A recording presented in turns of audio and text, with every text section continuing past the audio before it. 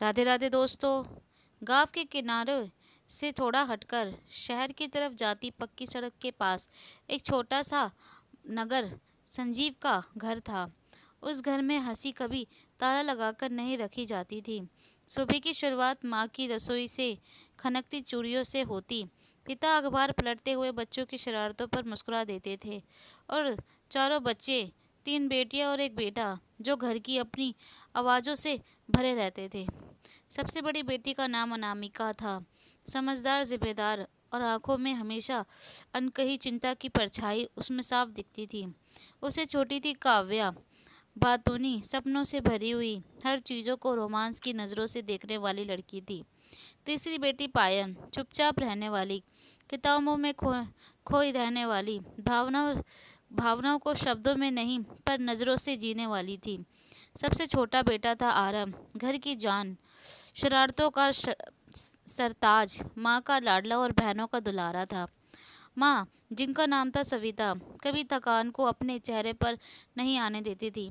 पिता रमेश साधारण नौकरी करते थे मगर दिल के बहुत बड़े थे। उनका मानना था कि पैसा कम हो सकता है पर रिश्तों में कंजूसी कभी नहीं होनी चाहिए। घर में टीवी पुराना था, मोबाइल भी असाधारण था, पर बातचीत अमीरों जैसी रहती थी। ऐसा लगता था जैसे कि सपने में है। चीज़ें बदलने लगी। बच्चों की पढ़ाई के लिए रमेश घर के अंदर मोबाइल मोबाइल लगाए, स्मार्टफोन वाला। इंटरनेट घर में आ गया। शुरू शुरू में सब सामान्य था। कभी कोई गाना सुनता तो कभी कोई फिल्म देखता था। फिर एक दिन काव्या ने मोबाइल पर एक कोरियन वेब सीरीज देख ली।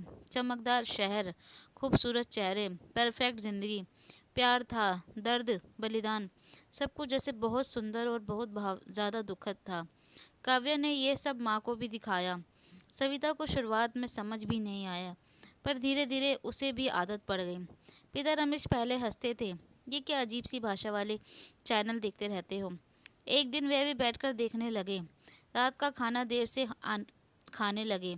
बातें कम होने लगी और स्क्रीन पर सब ज़्यादा ध्यान देने लगे। अनामिका ये सब देखती थी। उसे अच्छा नहीं लगता था कि माँ बाप अब बच्चों से कम और फ़ोन में ज़्यादा बातें करने लगे थे। पायल चुप रहती थी, ऊपर उसकी आंखें पूछती थी, हम यही हैं, क्या हमें कोई देख रहा है। इधर आरव को कोई फर्क नहीं पड़ता था। वो तो बस खेल में और अपने दोस्तों में लगा रहता था। वेब सीरीज की कहानी दिल में उतरने लगी। सविता और रमेश के दिल में। वहाँ की माताएं दुख से भरी रहती थी। पिता त्याग में खुद को ख़त्म कर लेते थे। सविता को लगने लगा कि उसका जीवन फीका है। रमेश को अपने आप में नाकामी दिखने लगी। तुलना एक जहर से होती थी। धीरे धीरे फैसला हुआ। एक दिन सविता रोने लगी।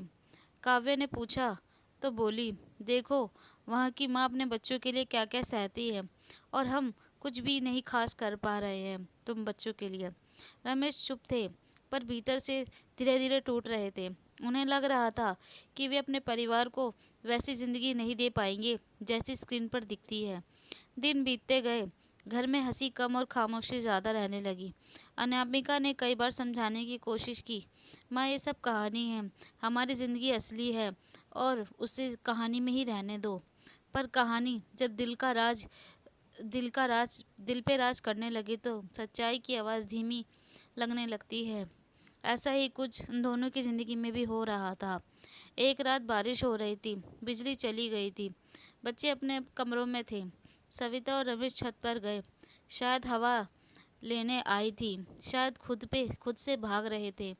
उनके मन में वही दृश्य घूम रहे थे, त्याग, दर्द और महानता की मूरत। सुबह जब अनामिका ने माँ बाप को आवाज़ लगाई, कोई आवाज़ ना आने पर उसे बेचैनी होने लगी। उसने छत की ओर देखा। बारिश के पानी में कुछ लाल रंग घुला हुआ था। उसकी चीख में पूरे मोहल्ले में गूंज उठी। उस दिन घर में सिर्फ दो लोग ही नहीं बल्कि पूरा परिवार, पूरा संसार टूट गया था। तीन बेटियां और एक बेटा अचानक बड़े हो गए थे। अनामिका ने माँ की जगह संभाली, पिता की जगह घर की जिम्मेदारियां ली। उधर काव्या खुद को दोषी देती थी, अगर मैंने वो सीरीज ना दिखाई होती तो आज हमारे माँ बाप जिंदा होते। पायल ने बोला, और कम नहीं। आरव रात को डरकर जाग जाता था, माँ को ढूंढता था पर उसकी माँ का साया उसके सर से हट चुका था। समाज ने बातें की, किसी ने कहा मोबाइल का ज़माना बहुत ख़राब है, किसी ने कहा माता पिता बहुत कमज़ोर थे जो खुद को संभाल नहीं पाए, पर किसी ने बच्चों के दिल की तड़पें नहीं सुनी। समय बीतता गया, पर कुछ घाव निशान छोड़ जाते हैं। अनामिका ने पढ़ाई के साथ साथ परिवार को जोड़े रखा। काव्य ने एक दिन वही मोबाइल बंद किया और किताबें उठाईं। पायल ने लिखना शुरू किया, अपने दर्द को शब्दों में उतारने लगी। आरव ने धीरे धीरे मुस्कुराना सीखा, पर उसकी हंसी में अब मासूमियत कम और समझदारी ज़्यादा थी।